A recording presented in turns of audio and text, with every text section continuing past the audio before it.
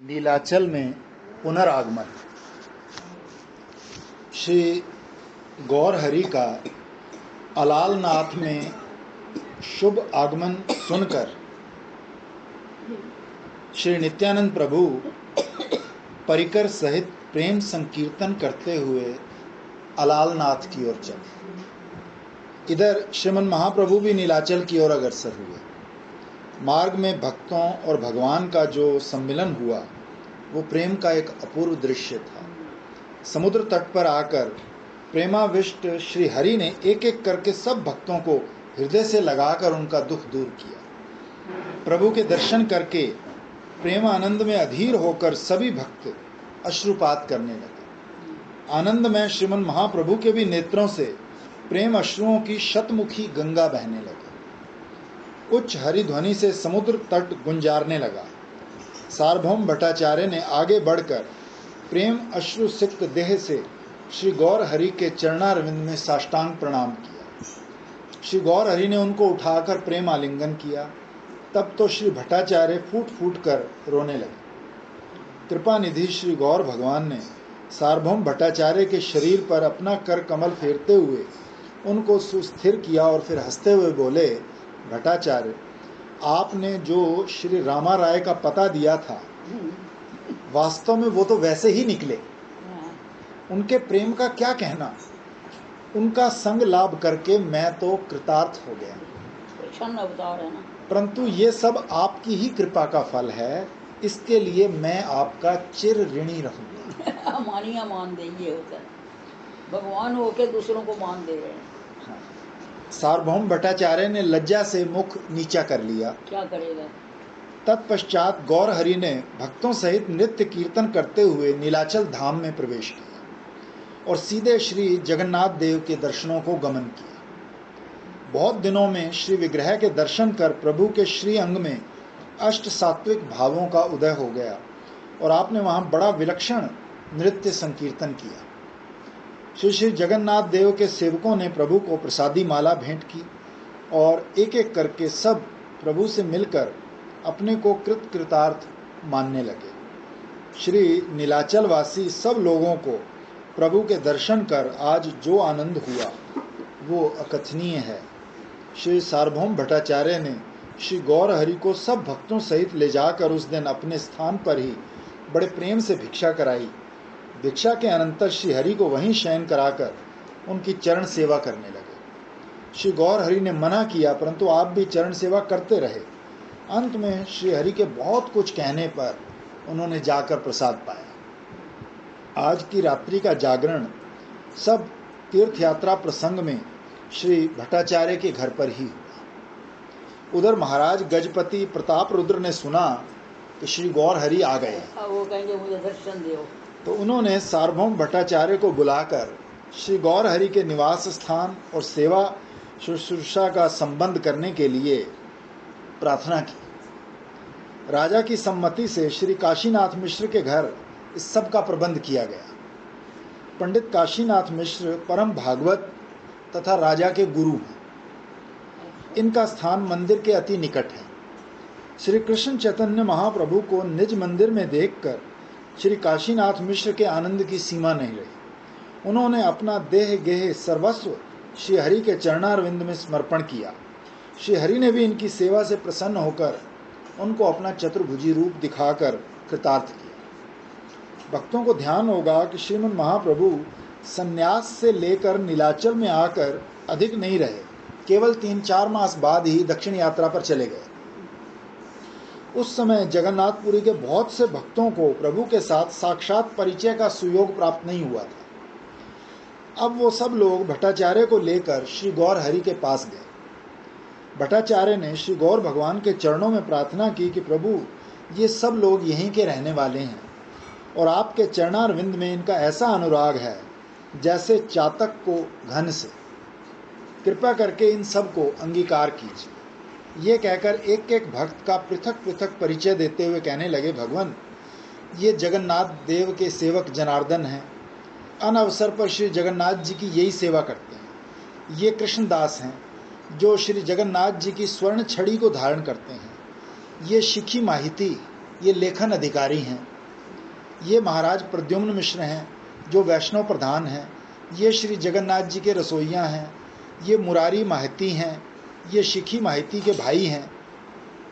इनको तो आपके चरणों के अतिरिक्त और कोई आश्रय ही नहीं। चंदनेश्वर, सिंहेश्वर, मुरारी ब्राह्मण, विष्णुदास, ये सब आपके चरणों के दास हैं। ये प्रहरराज महापात्र बड़े बुद्धिमान हैं, परम आनंद पात्र के संगी हैं। भगवान, ये सब वैष्णव इस क्षेत्र के भूषण हैं। निष्काम भाव से आपके चरणों का भजन करते हैं। तदनंतर इन सब उड़ियावासी गौर भक्त वृंद ने सचल जगन्नाथ श्री गौरांग देव के चरण कमलों में गिरकर कृपा याचना करी। प्रेमावतार श्री गौरांग कर्ता ने भी एक एक करके सबको हृदय से लगाकर दुर्लभ प्रेम धन प्रदान किया। इसी समय भवानंद राय ने अपने चारों पुत्रों सहित आकर श्री गौर हरि के चरण कमलों में प्रणाम किया। ये भवानंद राय श्री रामानंद राय के पिता हैं। हाँ। इनके 5 पुत्र हैं, जिनमें रामानंद राय सबसे बड़े हैं। जब सार्वभौम भट्टाचार्य ने इनका परिचय दिया तब तो गौर हरि ने उनको हृदय से लगा लिया और स्नेह पूर्वक पास बिठाकर कहने लगे, इससे मतलब ये सब भी कोई ना कोई सखी के अवतार हैं। क्योंकि जब राय रामानंद विशाखा सखी के अवतार हैं तो बाकी 4 भी कोई ना कोई सखी मंजरी का। कहते अहो, राय रामानंद सरीखे भक्त चूड़ामणि जिनके पुत्र हैं, उनकी महिमा संसार में कौन कह सकता है। आप साक्षात पांडु हैं। आपकी पत्नी कुंती है और आपके 5 पुत्र 5 पांडव। भवानंद राय कौन पांडव हो गए ना। अच्छा, कृष्ण लीला के कुंती हो गई माँ उनकी। तो भवानंद राय श्री गौर हरि के मुख से आत्म प्रशंसा के वचन सुनकर पुत्रों सहित श्री हरि के चरणों में गिरकर दीन भाव से कहने लगे, भगवान, मैं तो एक विषयी शुद्र अधम जीव हूँ। मुझको आपने स्पर्श किया, यही ईश्वर का लक्षण है। ईश्वर जिसको चाहे शुद्ध बना दे। मेरा घर बार, धन धान्य, दास दासी, 5 पुत्र और स्वयं मैं भी आपके चरणारविंद में समर्पित हूँ। ये कहकर भवानंद राय ने अपने पुत्र वाणीनाथ को आगे करते हुए कहा, प्रभु, ये वाणीनाथ आपके श्री चरणों में रहेगा। जिस समय आपकी जो आज्ञा होगी वही सेवा करेगा। इसको अपना दासानुदास जानकर आज्ञा करने में कोई संकोच न करना।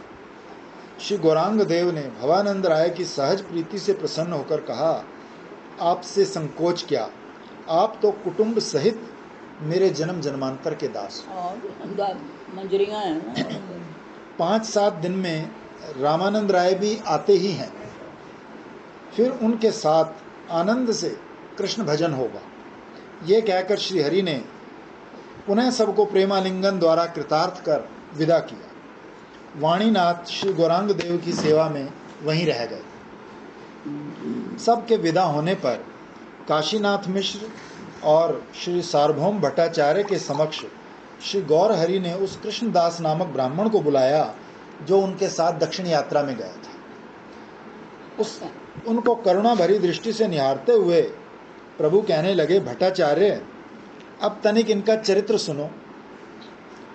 ये दक्षिण यात्रा में यहाँ से तो हमारे साथ गए वहाँ जाके और वहाँ वाम वर्गियों के साथ हो लिए। फंस गए। मैं जैसे तैसे करके उनसे इनका पिंड छुड़ा कर लाया। अब इनको विदा करता हूँ, इनकी जहाँ खुशी हो जा सकते हैं। अब कहाँ जाएंगे। कृष्णदास अपने कुकर्म पर बड़े लज्जित हुए क्योंकि इन्होंने स्त्री के लोभ से ऐसा काम किया था। अब प्रभु के आगे क्या मुंह लेकर प्रार्थना करते, किंतु भक्त वत्सल प्रभु अपने भक्त का कभी त्याग नहीं करते। और फिर ये तो नित्यानंद प्रभु के प्रिय शिष्य ठहरे। अब कृष्णदास खिसियाकर रो दिए, परंतु श्री गौर हरि श्यामचरण दास जी के एक पद में है, यदि अदृढ़ विश्वास तो बने सब काम, और जो पकड़े हाथ सो कबू ना छोड़े। देखो वो वाम मार्गियों में चला गया, वहाँ से छुड़ा के लाए। अब कहते हैं जहाँ मर्जी जाओ, वो कहाँ जाएगा, तुमने पकड़ लिया तो अब कहाँ जाएगा। श्री भट्टाचार्य ने ये वृतांत श्री नित्यानंद प्रभु, जगदानंद, दामोदर पंडित और मुकुंद से कहा, तो उन सब ने विचार कर उस समय कृष्णदास को श्री नवद्वीप भेजने की ठहराई। कारण कि श्री गौर हरि के दक्षिण यात्रा से लौट आने का समाचार श्री शची माता, श्री विष्णु प्रिया और नदियावासी भक्तवृंद को देना आवश्यक था। जब से प्रभु ने इन्हें त्यागा है, तब से कृष्णदास ने अन्न जल सब छोड़ दिया। अब इनके जीवन का आधार श्री नवद्वीप की यात्रा है। जब भक्तों ने मिलकर इनको नवद्वीप जाने की आशा बंधाई कि भाई श्रीमन महाप्रभु की आज्ञा से तुम्हें नवद्वीप भेज देंगे, तो वहाँ तुम शची माता और विष्णु प्रिया की सेवा करना, तब जाकर इन्हें कुछ संतोष हुआ। एक दिन अवसर पाकर भक्तों ने गौर हरि से प्रार्थना की कि भगवान, आज्ञा हो तो किसी को नवद्वीप भेज दें, क्योंकि शची माता और अद्वैत आदि भक्तवृंद आपकी दक्षिण यात्रा से लौटकर आ जाने का संदेश मिलना चाहिए। श्री गौर हरि ने कहा, ठीक है, जैसी इच्छा हो सो करो। भक्तों की आज्ञा पाकर कृष्णदास नवद्वीप पधारे। श्री शची माता के चरणों में जाकर प्रणाम किया और जगन्नाथ जी का प्रसाद देते हुए गौरचंद्र का कुशल समाचार सुनाया। वृद्धा माता अपने प्रिय पुत्र का शुभ संदेश पाकर प्रेमानंद में अश्रुपात करती हुई अपने सुपुत्र की एक एक कथा पूछने लगी। श्री विष्णु प्रिया भी घर के भीतर बैठी अपने प्राणनाथ की कथा सुनने लगी। कृष्णदास ने श्री गौर हरि की दक्षिण यात्रा का सब वृतांत सुनाया। इनके मुख से गौर कथा सुनकर जननी और गृहिणी दोनों प्रेमानंद में विहल हो गए। कृष्णदास को हृदय से आशीर्वाद दिया। कुछ दिन नवद्वीप वास करके फिर शांतिपुर गए और वहाँ श्री अद्वैत प्रभु की सेवा करने लगे। श्री अद्वैत प्रभु इन पर विशेष कृपा करते थे। भक्त वत्सल प्रभु अपने दास का कभी त्याग नहीं करते और दासानुदास पर तो विशेष कृपा करते। जैसे माता पिता का पुत्र से ज्यादा अपने पौत्र और परपौत्र पर ज्यादा स्नेह रहता है, कृष्णदास के त्याग में श्री हरि ने उन पर पोते का जूता हो गया ना। हाँ। तुमने सुना कभी पोते का जूता? एक संत से यहाँ गणेश दास, ये जो आजकल बड़े विश्वविख्यात है ना, मलूक वाले राजेंद्र दास जी महाराज। राजेंद्र दास, वो उनके गुरु हमारे घर उधर आया करते थे। तो कहते, उन्होंने यही कहा कि पुत्र से पोते में ज़्यादा प्रेम होता है। तो एक दिन एक हम गए कहाँ, तो एक बूढ़ा ऐसे बैठा हुआ रो रहा। तो हमने कहा, बाबा क्या बात है, क्यों रो रहे हो? कहते, देखो जी, जिनको पाला पोसा, बड़ी खुशी से पैदा किया, उन्होंने आज जूता मार दिया, मतलब पोते ने जूता मार दिया, इसलिए हम यहाँ बैठे हैं। तो संत लोग तो इस आड़ में ही रहते हैं कि भाई कोई विरक्त होए सही, कोई भगवान की तरफ लगे। उन्होंने कहा, तो काय को ऐसे पोते के पास रहना, चलो हमारे साथ। तो हम उनको अपने साथ ले आए, मलूक बीच में रखा। 2-3-4 दिन बड़े खुश रहे, कथा सुने, थोड़ी सेवा भी करें। कहते फिर एक दिन उनको बुखार आ गया थोड़ा सा। तो साधुओं का तो तुम्हें पता ही है, बुखार आया कोई गोली ला के दे देंगे, फिर 2-4 दिन में देखेंगे क्या होता है। उन्होंने कोई पैरासीटामोल या कुछ ला के दे दिया होगा। कहते बुखार थोड़ा उतरा, फिर चढ़ गया। तो दूसरे दिन हमने देखा वो अपना बैग सब जो था बांध के गली में बैठे हुए। तो मैं आया तो मैंने कहा, बाबा क्या बात है? कहते, अजी तुम संत लोग ठहरे, तुमको क्या पता है पोते के जूते में क्या स्वाद है। हम तो पोते का जूता ही खाएंगे। तो हम चले वापस। तो मुझे बड़ी हैरानी आई है, पोते का जूता। तो कृष्णदास के त्याग में श्री हरि ने उन पर और समस्त भक्तवृंद पर विशेष कृपा दर्शाई है। बात यह है कि श्री गौर हरि भक्तों के सब अपराध क्षमा कर देते हैं, पर एक अपराध क्षमा नहीं करते, वो है पर दारा दोष, पर स्त्री का संग, जो विरक्त के लिए नरक कुंड है। इस नरक से मर्यादा रक्षक करुणावतार श्री गौरांग करतार ही यदि नहीं बचाएंगे तो फिर कौन रक्षा करेगा? फिर एक को देखकर दूसरे की बुद्धि भी बिगड़ेगी। इसीलिए भक्त हितकारी भगवान उस अपराध पर भक्त को ऐसा कठोर दंड देते हैं जिसे सुनकर और भक्तों को भय उत्पन्न हो और इस तरह वो नरक से बच जाए। तभी तो भक्तों को प्रेरणा कर कृष्णदास को नवद्वीप भेजा, जहाँ शची माता और विष्णु प्रिया से आशीर्वाद दिलाया और फिर परम कल्याण करने को अद्वैत प्रभु की सेवा में लगाया, क्योंकि भक्त की सेवा श्री हरि अपनी सेवा से अधिक मानते हैं। इसी समय श्रीपाद परमानंदपुरी तीर्थ भ्रमण करके दक्षिण देश से श्री गंगा जी के किनारे किनारे श्री नवद्वीप पधारे और श्री शची माता के अतिथि हुए। श्री शची माता ने उनका बड़ा सत्कार किया और श्री गौर हरि के दक्षिण यात्रा से नीलाचल लौट आने का समाचार श्री परमानंदपुरी को सुनाया। ये सुनकर श्रीपाद जगन्नाथपुरी जाने को तैयार हो गए, क्योंकि श्री हरि का संग लाभ करने के लिए वो सदा परम उत्सुक रहते थे। इनको श्री गौरांग जननी की मानसिक व्यथा देखकर बड़ा दुख हुआ और सन्यासी होते हुए भी बालक की तरह रो दी। शची माता ने भी इनको रोते रोते विदा किया। श्री गौर हरि ने एक कमलाकर नामक ब्राह्मण भक्त के साथ श्रीपाद परमानंदपुरी ने नीलाचल की यात्रा करी और स्वामी जी काशी होते हुए श्री पुरुषोत्तम क्षेत्र में पहुंचे और वहां प्रथम श्री जगन्नाथ देव के दर्शन ना करके सीधे श्रीमन महाप्रभु के आश्रम की ओर चले। श्री पुरी गोसाई प्रेम में विहल हैं। इनका एकमात्र लक्ष्य प्रभु के चरणों में लगा हुआ है, परंतु श्रीमन महाप्रभु के आश्रम के मार्ग में ही जगन्नाथ जी का मंदिर पड़ता है। तो मंदिर के दर्शन करके मन ही मन प्रार्थना करते हैं, हे भगवान, हे जगन्नाथ, आपके दर्शन ना करके मैं श्री गौर हरि के दर्शन को जा रहा हूँ, मेरा अपराध क्षमा करो, क्योंकि आप सर्वज्ञ हैं, मेरे मन की उत्कंठा को जानते हैं। इस प्रकार पुरी गोस्वामी क्षमा मांगते मांगते आगे चले। उसी समय श्री मंदिर के द्वार पर हरि ध्वनि का विशेष कोलाहल हुआ। मालूम हुआ कि श्री गौर चंद्र बहुत से भक्तों को संग लिए श्री जगन्नाथ जी के दर्शनों को आ रहे हैं। गोस्वामी जी तत्क्षण श्री गौर हरि को सन्मुख देखकर प्रेमानंद में मग्न होकर स्तुति करने लगे। जय हो श्री गौर हरि की जय हो, श्री नदिया विहारी की जय हो, श्री शचीनंदन की जय हो। श्री गौर चंद्र ने पुरी गोस्वामी को देखते ही पहचान लिया और फिर दंडोत प्रणाम करके कुशल समाचार पूछा। प्रेमावेश में कुछ उत्तर ना देकर पुरी गोस्वामी ने श्री निमाई चांद को दृढ़तापूर्वक अपने हृदय से लगा लिया। कुछ देर के लिए दोनों प्रेम सागर में उतर गए। फिर सावधान होकर श्री गौरचंद्र ने कहा, श्रीपाद, आपके संग रहने की मेरी बड़ी वासना है, कृपा करके आप नीलाचल में ही निवास करो। श्री परमानंदपुरी ने उत्तर दिया, प्रभु, मैं भी आपके संग ही रहना चाहता हूँ। मैं दक्षिण यात्रा करके श्री नवद्वीप गया था, वहीं मैंने आपके नीलाचल पुनरागमन का शुभ संवाद सुना तो दौड़ा काका गुरु। हाँ, हाँ। ये कहकर आपने नवद्वीप के सब समाचार सुनाए। मात्र भक्त शिरोमणि श्री हरि ने माता की कुशल पूछकर उनको मन ही मन प्रणाम किया। श्रीपाद फिर बोले, भगवान, नदियावासी भक्तवृंद शीघ्र ही आपके दर्शनों को आने वाले हैं। ये सुनकर श्री गौर हरि और भी आनंदित हुए। श्री गौर हरि ने अपनी कुटिया पर पहुंचकर काशीनाथ मिश्र को बुलाकर श्री परमानंदपुरी के निवास के लिए समीप ही एक निर्जन स्थान में सब प्रबंध करा दिया और एक सेवक भी सेवा में नियुक्त किया। वहां आप दोनों एकत्र रहकर रात दिन श्री कृष्ण कथा रस में समय यापन करने लगे। श्री स्वरूप दामोदर गोस्वामी का परिचय तो हम पहले दे चुके हैं। ये भी श्रीमन महाप्रभु के पास ही रहते हैं।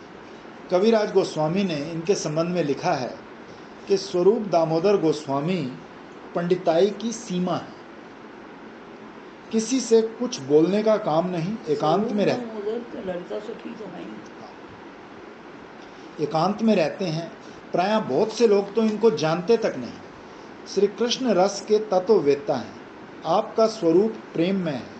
आप श्रीमन महाप्रभु का साक्षात दूसरा स्वरूप है। श्रीमन महाप्रभु के पास जो कोई ग्रंथ, श्लोक या गीत बनाकर लाता है तो उसको सबसे पहले स्वरूप दामोदर गोस्वामी देखते हैं और तब श्री गौर हरि श्रवण करते हैं, क्योंकि ग्रंथ या श्लोक भक्ति सिद्धांत के विरुद्ध होने से या उसमें रसाभास होने से प्रभु को सुनकर चित्त में उल्लास नहीं होता है। इसलिए स्वरूप दामोदर गोस्वामी प्रथम परीक्षा करके जो शुद्ध होता है उसे ही श्री कृष्ण चैतन्य महाप्रभु को सुनाते हैं।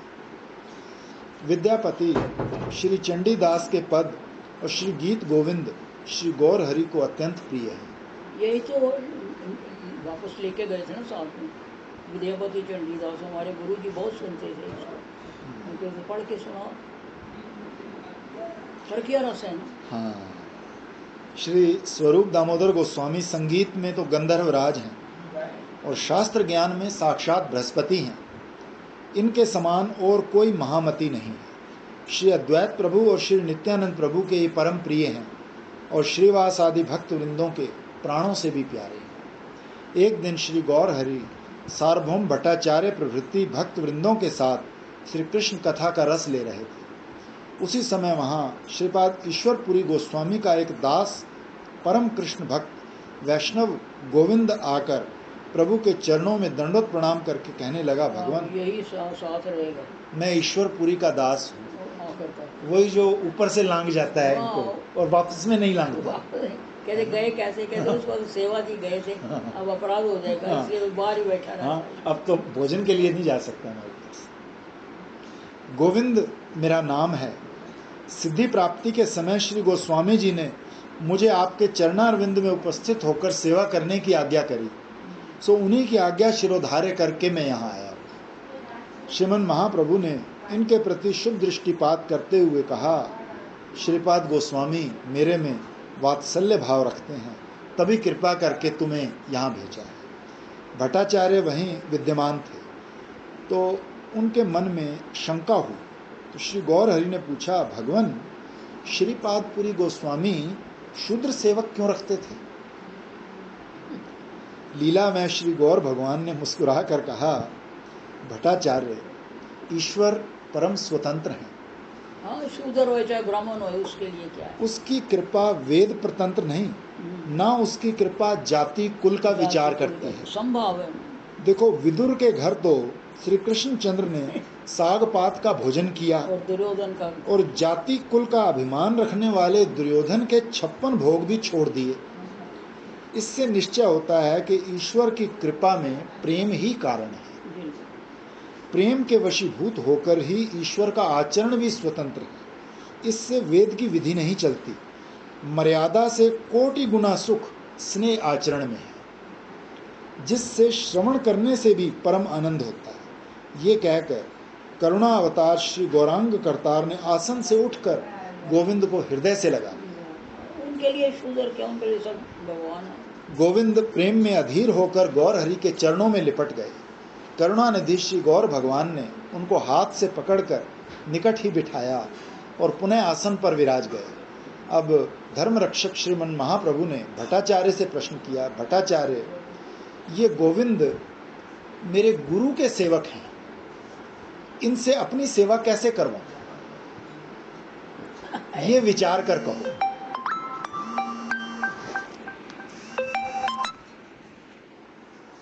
भट्टाचार्य ने कहा, प्रभु शास्त्र के सिद्धांत से गुरु आज्ञा अधिक बलवान है, अतः गुरु की आज्ञा अनुसार आप इसको सेवक बनाइए। भट्टाचार्य के कथनानुसार श्री हरि ने गोविंद को अपने श्री अंग की सेवा का अधिकार प्रदान किया। गोविंद ने दया सागर श्री गौर भगवान की अपार दया को पाकर प्रेमानंद में मग्न होकर मन ही मन प्रतिज्ञा करी कि आज से श्री गौर हरि की सेवा करना ही मेरा एकमात्र नियम है, चाहे इसमें अपराध हो, चाहे नरक में गमन हो। गोविंद के भाग्य की कोई सीमा नहीं। प्रभु ने उनको आज कृपा करके जो उच्च अधिकार दिया है वो आज तक उनके भक्तवृंद में से किसी को नहीं मिला। उनके भाग्य की शिव विरंची भी अभिलाषा करते हैं। गोविंद के चरणों में कोटिशो नमस्कार। अहो राय रामानंद तथा स्वरूप दामोदर गोस्वामी को भी वो सेवा अधिकार नहीं मिला जो आज गोविंद को मिला है। गोविंद प्रभु की सेवा में नियुक्त हो गए। भक्त लोग इनके भाग्य को देखकर इनका अत्यंत आदर करने लगे। हरि के पास जो भी वैष्णव आते थे ये उन सब की सेवा परिचर्या करते। इसी समय विष्णुदास और प्रद्युम्न मिश्र आकर श्री गौर हरि से मिले। फिर काशीश्वर भी आ गए। श्री नीलाचल में श्री कृष्ण चैतन्य महाप्रभु श्री कृष्ण कथा रस रंग में रात दिन मग्न रहते हैं। आपके आश्रम पर काशी मिश्र ठाकुर के घर निरंतर श्री हरिनाम संकीर्तन तथा वैष्णव समागम होता रहता है। सार्वभौम भट्टाचार्य प्रतिदिन प्रातःकाल सायंकाल प्रभु के दर्शनों को आते हैं। इस बीच में एक दिन मुकुंद आकर श्री गौर हरि के चरणों में निवेदन करते हैं, प्रभु ब्रह्मानंद भारती आपके दर्शनों को आए हैं, आज्ञा हो तो उनको यहाँ ले आएं। श्री गौर हरि बोले, मुकुंद वो तो गुरु हैं, मैं ही उनके दर्शनों को चलता हूँ।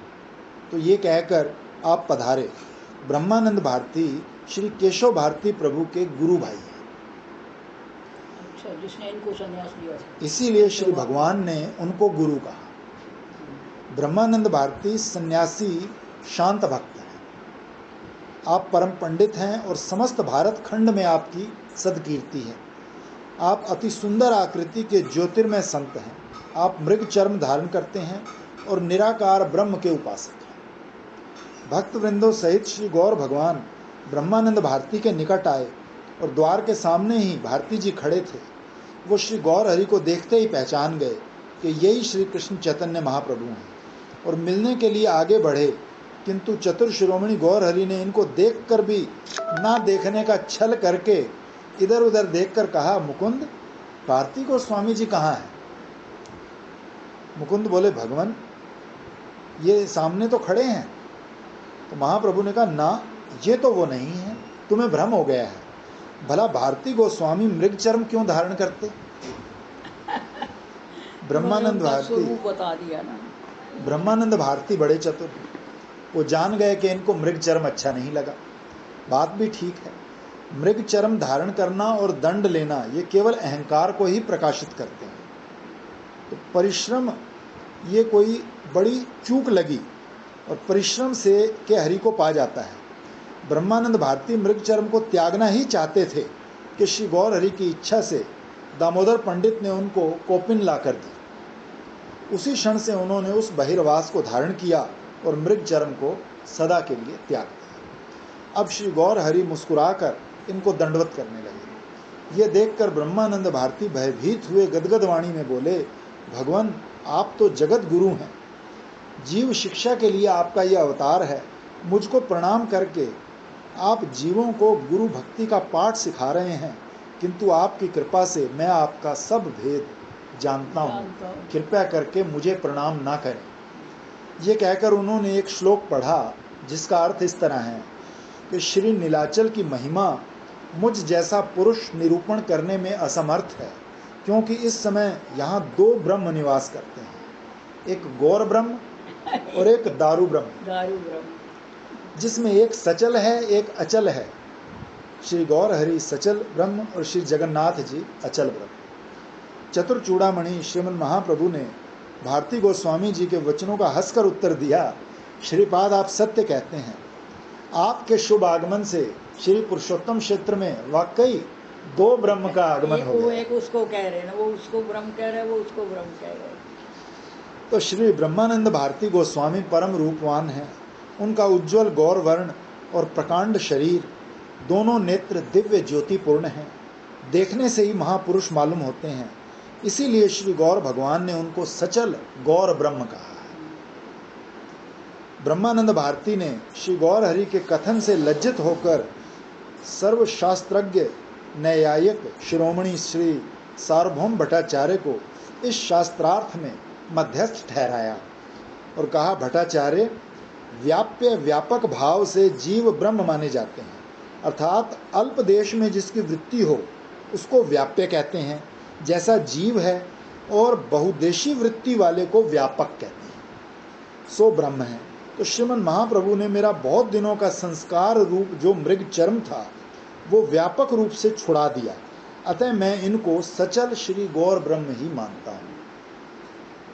ये कहकर अपने मत की पुष्टि में श्री ब्रह्मानंद भारती ने श्री महाभारत का ये श्लोक पढ़ा, जिसका अर्थ ये है कि ब्रह्मानंद भारती सार्वभौम भट्टाचार्य से कहते हैं, भट्टाचार्य इधर देखो, श्री भगवान के शास्त्रोक्त सभी लक्षण इनमें वर्तमान है। सुवर्ण वर्ण लिखा है, सो आप हैं, और हेमांग भी आप हैं, वरांग श्रेष्ठ अंग वाले श्री गौर सुंदर भी आप हैं। श्री श्री जगन्नाथ देव के चंदन लिप्त डोरे धारण करके आप चंदन अंगदी नाम को भी सार्थक कर रहे हैं। आपने संन्यास भी लिया हुआ है और सब गुण आप में वर्तमान हैं, अर्थात भगवान होकर भगवान निष्ठ बुद्धि विशिष्ट होना ये भगवत के अवतार का एक प्रधान लक्षण है।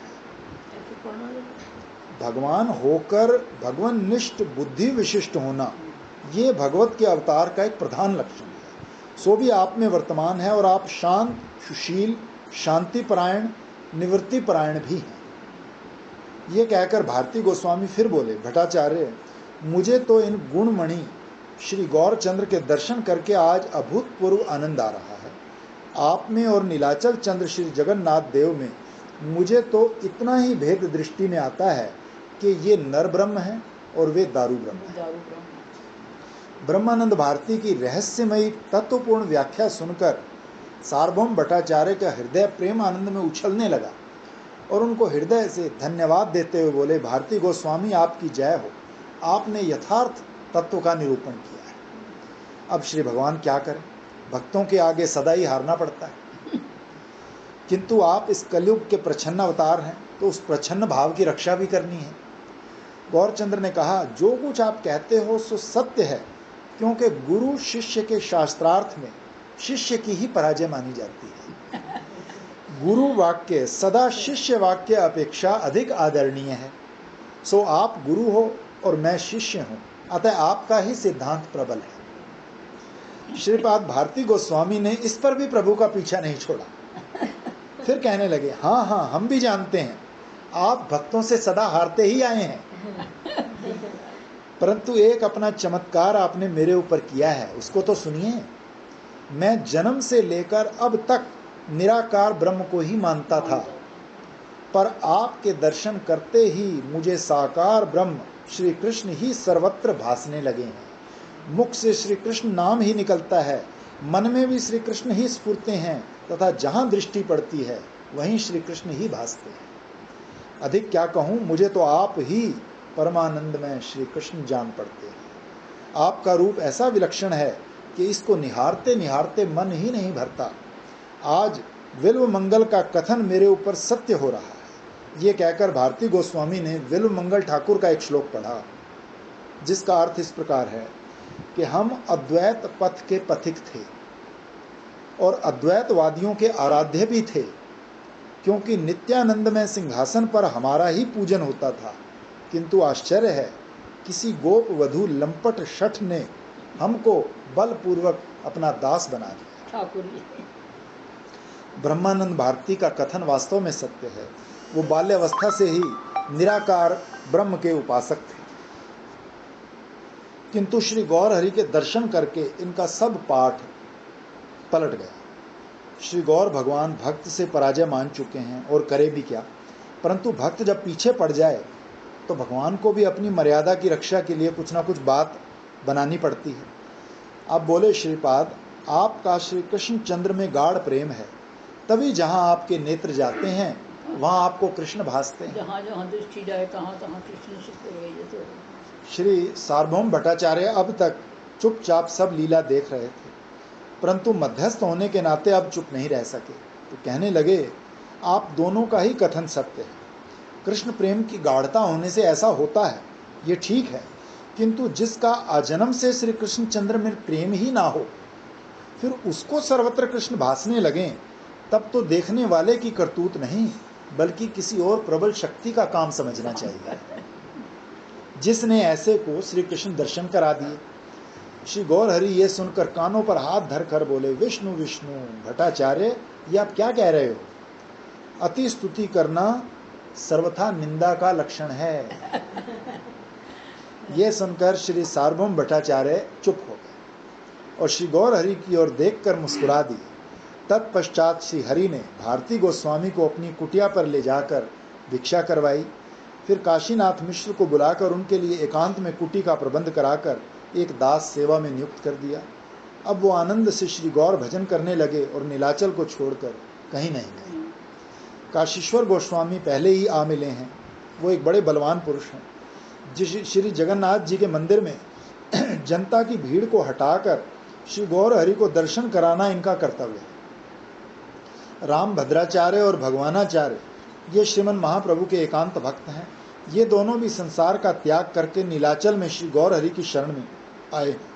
जिस प्रकार नदी नाले सब समुद्र में जाकर मिलते हैं, इसी प्रकार दयानिधि श्री गौर भगवान के जो भक्त जहाँ जहाँ थे, सब नीलाचल में आकर आपकी शरण में आ गए। श्री गौर भगवान ने भी कृपा करके उन सबको अपने चरणों में स्थान दिया।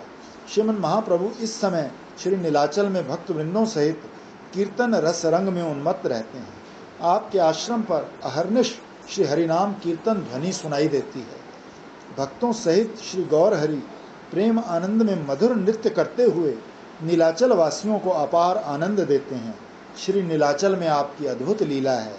आपके श्री चरणों का दर्शन और आपके श्रीमुख से मधुर हरिनाम श्रवण जिस किसी बड़भागी ने एक बार भी कर लिया, फिर उसको संसार बंधन का कोई भय नहीं रहा। इसीलिए महाजन गण लिख गए हैं, कहाँ कहें तोर शत शत अवतार, एक ही गौरांग चांद जीवन हमार।